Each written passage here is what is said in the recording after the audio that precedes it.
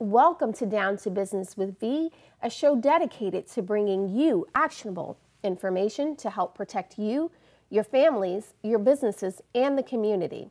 I'm your host V, and today we'll be discussing the dangers of stalkerware, what it is, how to detect it, and what to do if you're a victim. We've called in cybersecurity experts from a global leader in consumer cybersecurity. You don't want to miss this episode. Let's get down to business.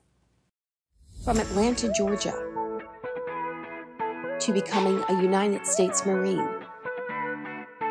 to Washington, D.C., and every place in between, everybody calls me V. My goal is to bring you resources, education, and knowledge from sources you can trust that informs and protects to safeguard our families, our businesses, and the community. Now let's get down to business.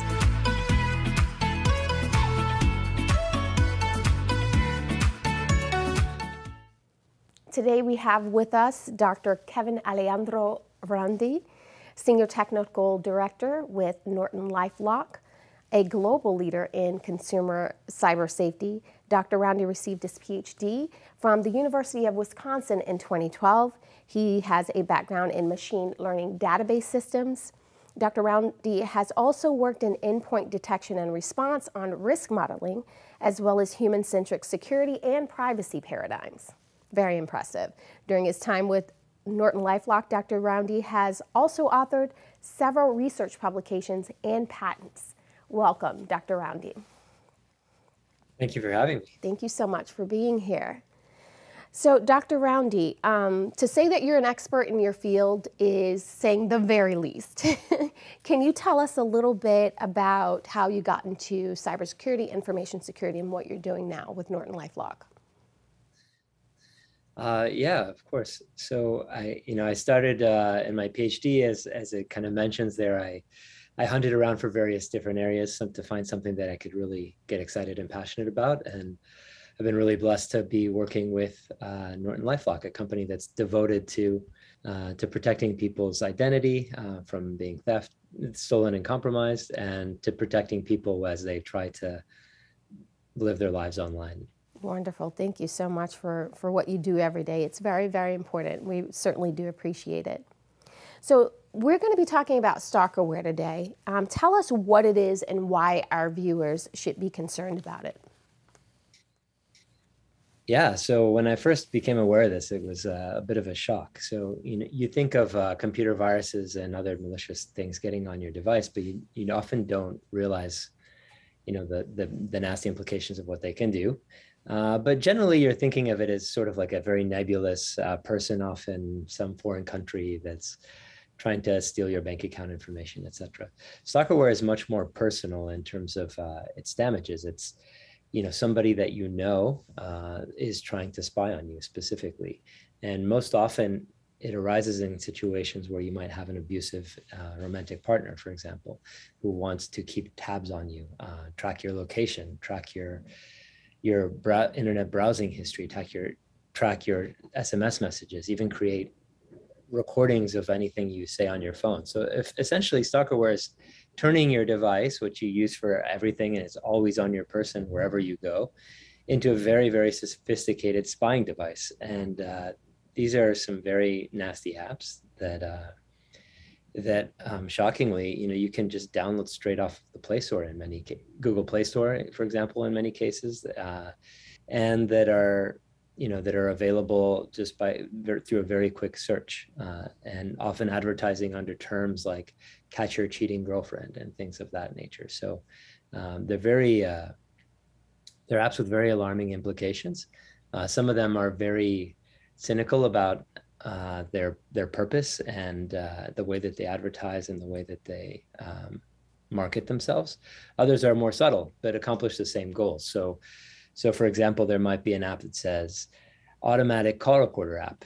So if you saw that on your device, you might not necessarily be alarmed, but you wouldn't realize probably that it's sitting there and in the background recording every single phone conversation that you make, whether over the phone or over WhatsApp or any other social media application. So there are all sorts of apps with very dangerous implications that can be used to spy on you, and you might not realize their implications. And so this kind of broad category of apps that someone could use to stalk you are known as stalkerware, because there are unfortunately many people in the United States that are dealing with intimate partners that are abusive or violent. As many as 1 in 3 people in some countries, and even in the countries that have the best tabs on or the lowest rates of intimate partner violence, you're looking at 20%, 1 in 5 people. So it's a very widespread problem, and stalkerware is a tool that's very widely used. In fact, more than 60% of people in a romantic relationship in the United States from ages 18 to 39 admit to stalking an ex or current partner online by checking on them without their knowledge or consent. So it's a very widespread problem, and stalkerware is maybe the premier tool that's being used for privacy invasion. Wow, very interesting. I know that you and I both are aware of the Stalkerware Coalition, or the Coalition Against Stalkerware, and just the work that they're doing. What would you say to someone who says, this sounds like something that's in a movie, or this is something that only happens on TV? What do you say to someone who says that? Yeah, I mean, you can just show them some of the apps and just do a quick search, and you'll find these things. So you'll find these things very easily. They're just available. Some of these tools are free. Some of them do charge some subscription fees, but they're very easily accessible, first of all. And then, one of the concerns people might have, or reasons they might feel like this isn't a movie, this can't be real, is that, it always seems like these things would happen to someone else, but not to you. But, just how easily available these things are kind of wakes you up and makes you realize, wow, this is a major issue. And another thing that's troubling as well is we seem to have, we did a survey, our company did a survey, and it found that, younger generation is maybe twice as likely to be engaged in online spying and stalking of a partner than the older generation. So those of us who maybe been on this world a little bit longer might have different attitudes and think like, oh, no one would do that. But these younger cohort between 18 and 39, they just kind of feel like this is a little bit more normal, and they have lower real expectations of privacy, which is sad in my opinion. I agree. I do find that this younger generation is just more ready to provide information that in our generation we certainly would not disclose, but they just seem comfortable with it. And also as if there's an expectation that certain things are to be disclosed, or that there isn't a problem with it. So yeah, privacy is a right, and I think we should continue to adhere to that right. And I feel like, I don't know, I have 4 young girls, and I don't know, they might just feel like they've just kind of thrown in the towel on privacy because everything's online, all these social media, they just assume anyone can see it. But it really isn't normal for us to give up our privacy in that way. We have a right to privacy, and we need to safeguard it. Absolutely. Dr. Roundy, can you go into what are some of the levels of access that are needed to compromise a device, just so our viewing audience can know what that is and take safeguards against it? Yeah, great question, V. I think the first thing that comes to mind is that for someone to install Stalkerware on your device, they're not going to hack it through some mysterious channel. They're just going to get physical access to your phone and install the app, right? So the first thing is to safeguard the access to your device as much as possible. Of people who stalk on their partner, around 20% of them are just using your fingerprint while you're asleep to log into your device. So if you have a fingerprint authentication on your device and you live with someone that you maybe don't trust 100%, you should really strongly consider eliminating fingerprint authentication from your device and just rely on a passcode. And so that's the first thing that kind of comes to mind. A lot of these apps, I mean, almost almost invariably they're being installed by someone who has access to your device. They might even know your passcode as well. So if they know the passcode to your device, you should change it to something that's private. But first of all, don't let people get a hold of your device and in a way that they could install apps that you wouldn't want there. And then second, if there's plenty of signs that your phone might be infected already, but that's kind of point number one, is protect access to your device. That makes so much sense. And, listen, even I am guilty of just walking away, leaving the cell phone. Just being of a generation, I'm not very connected to it, as most people are. Walk away and just leave it. So that's very, very good advice. The first point is to guard access to that device. It'll keep malicious actors, whether it's someone in your own household, or someone else, from installing that software on the device. Dr. Roundy, we talked about things like jailbreaking and clicking links. Tell us how that plays into the discussion around Stalkerware. Sure. So depending on what kind of phone you have, whether it's an Android or an iOS, like an iPhone type of device, people might hack you in different ways. So for an iPhone, generally, it's not that easy to get a malicious app onto the device. Apple does pretty good policing of its app store. So there isn't too much on there that will do tracking. The most likely issue you'd encounter if you had an iPhone and someone installed an app directly from the app store would be that they'd track your location.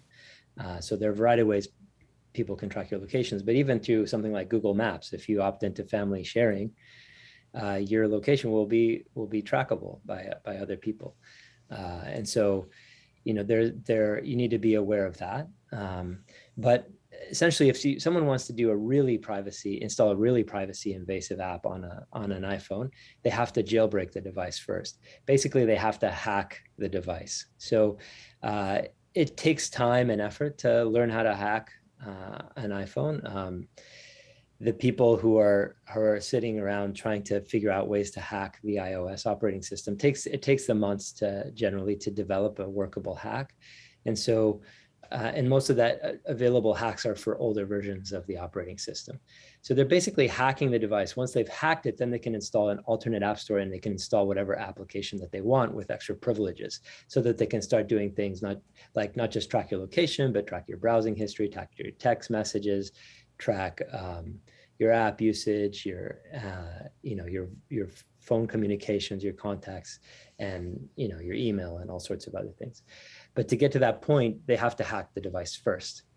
Now, for Android phones, the operating system is a lot more flexible. So almost all of that surveillance is doable just with apps that don't require hacking of the device. So the equivalent of jailbreaking on an Android phone is called rooting, but it's not that common. Most Stalkerware doesn't bother with rooting because they can do just about anything they want, even without rooting the device. So so I guess the main tip, if you have an iPhone, keep it up to date. Update to the latest version of iOS as soon as you can. That'll generally protect you quite a bit. And even just the update process will often break older versions of older hacks and jailbreaks that have attempted to install applications that would spy on you. And then finally, another point, if you have an iPhone, since jailbreaking is so hard, most of the time, what you really need to worry about is control of your iCloud access credentials, because you store a lot of pictures in iCloud, you store a lot of videos in iCloud, you store backups of your text messages and all sorts of other information, your call logs and things like that in iCloud. So you need to be able to keep really good control of that iCloud password and make sure that no one else knows it and no one can therefore tap into your backups. Sound advice, Dr. Roundy. When we come back from the break, we will discuss more about Stalkerware, the dangers of it, and tell you how you can defend against it. We'll be right back.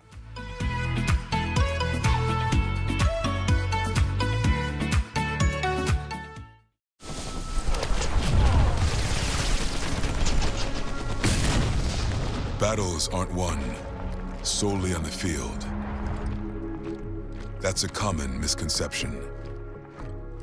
Battles are won within, over enemies of fear, enemies of doubt.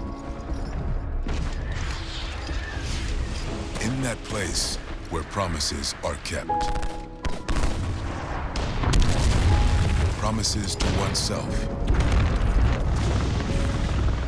Promises to one's community. Promises to one's country.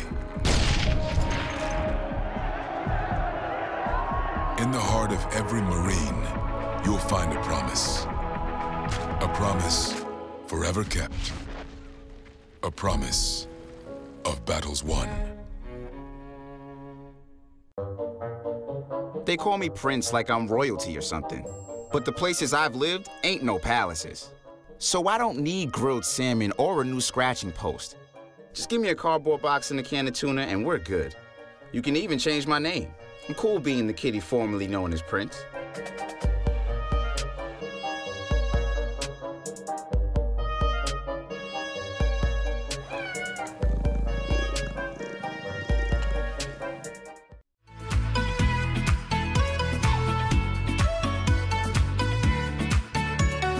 Welcome back to Down to Business with V. I am your host, V, and today we have been discussing the dangers of stalkerware, what it is, how to identify it, and what to do if you're a victim.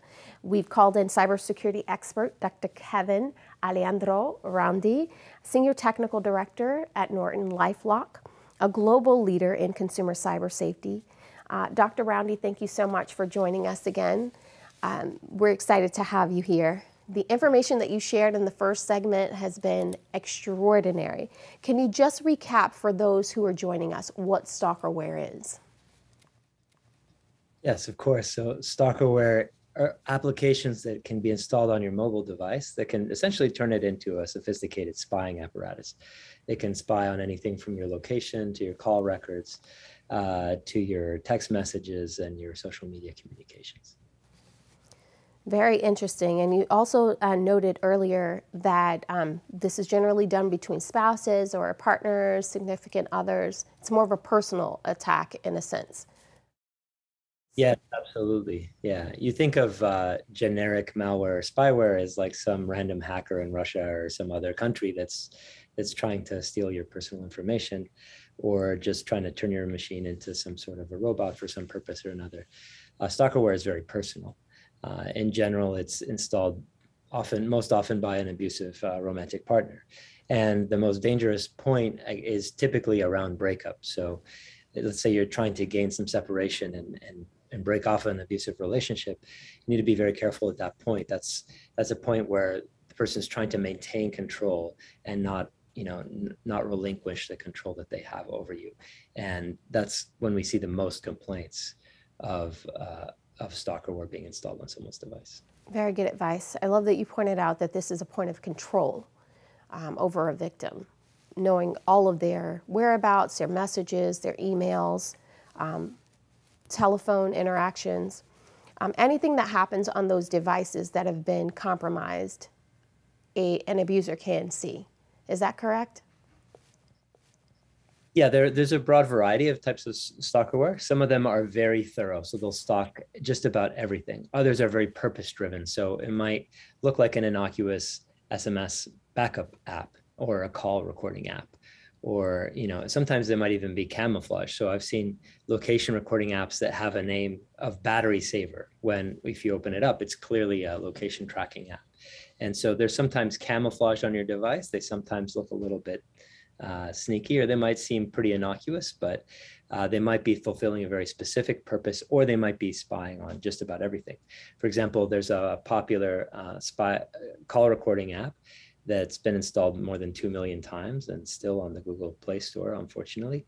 And it tracks not just all of the calls that you make, but all of the voice communications you make over any application whatsoever. It does it in the background, and it gives you no notification of what it's doing at all.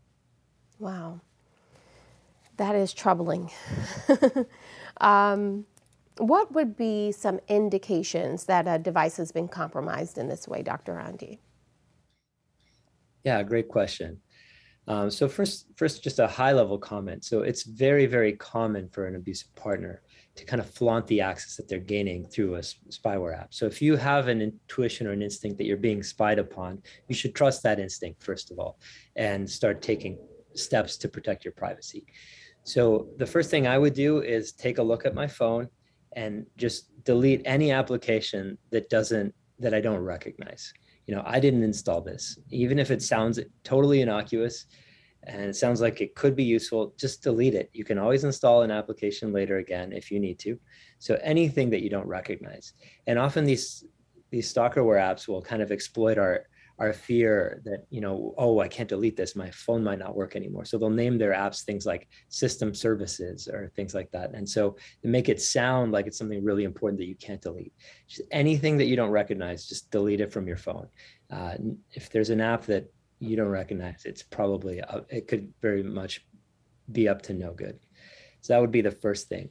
Another sign that you might notice is your phone is kind of running hot. It's a little bit hot to the touch, like it's working really hard all the time. You might notice that the battery life has gone down about 50% to about half of what it used to be. All of these stalkerware apps, basically they want to be running all the time so that they can be aware of anything that you do and track that behavior. So in general, they're going to have very high battery usage. So that could be another sign that your phone has a stalking app on it. And then in general, if you're suspicious of your phone, that there's something malicious on your phone, you should go in to your settings, go through lists of applications that are there. One particular permission that's almost always used by the most privacy invasive apps is the accessibility permission. So the accessibility permission is designed for people who have a specific, maybe a handicap. They might not have good mobility in their hands, they might have shaky fingers, or they might be paraplegic.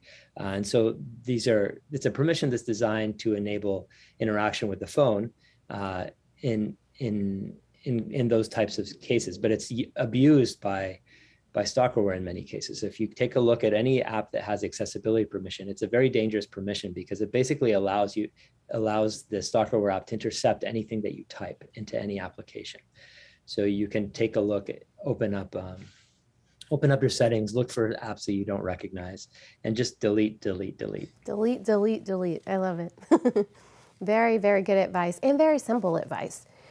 Dr. Roundy, we kind of talked about some of the tips to protect against stalkerware or to clean up a device if you feel like it's been compromised. What additional advice do you have about cleaning a device or what's important in this scenario? Yeah, great question, V. I think stalkerware is not necessarily the only thing you should worry about. So just even more common than stalkerware is just someone knowing your passwords.